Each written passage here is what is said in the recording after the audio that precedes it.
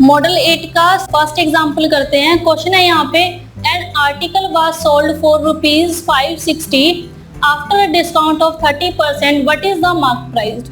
एक आर्टिकल को 560 रुपीज में बेचा गया 30% के डिस्काउंट के बाद, ठीक है, और हमें यहाँ पे मार्क प्राइस बताना उस आर्टिकल का कि क्या है। हम पहले डिस्कस कर चुके हैं, जो सेलिंग प्राइस है वो होता है मार्क प्राइस माइनस डिस्काउंट, अगर डिस्काउंट दिया हो। अब यहाँ पर डिस्काउंट दिया है तो सेलिंग प्राइस होगा मार्क प्राइस और माइनस डिस्काउंट। तो हमें सेलिंग प्राइस दिया हुआ है यहाँ पे 560 रुपीज, ठीक है, डिस्काउंट दिया हुआ है 30% और हमें मार्क प्राइस फाइंड आउट करना है, ठीक है। अब हमें पता है कि सेलिंग प्राइस होता है मार्क प्राइस माइनस डिस्काउंट। अब यहाँ पे जो मार्क प्राइस है वो 100% है। क्यों?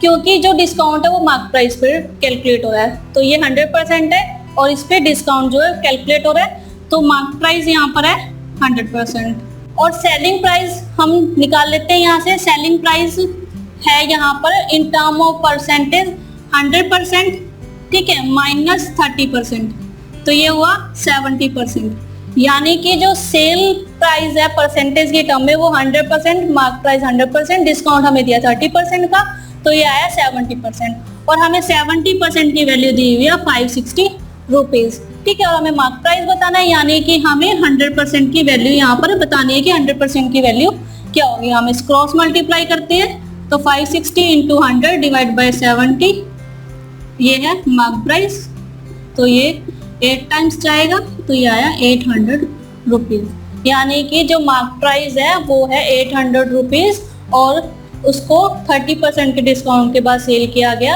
560 रुपीज में। अगर आप ऑब्जर्व कर रहे हो तो ये क्वेश्चन प्रॉफिट एंड लॉस की तरह ही हम इसको सॉल्व कर रहे हैं।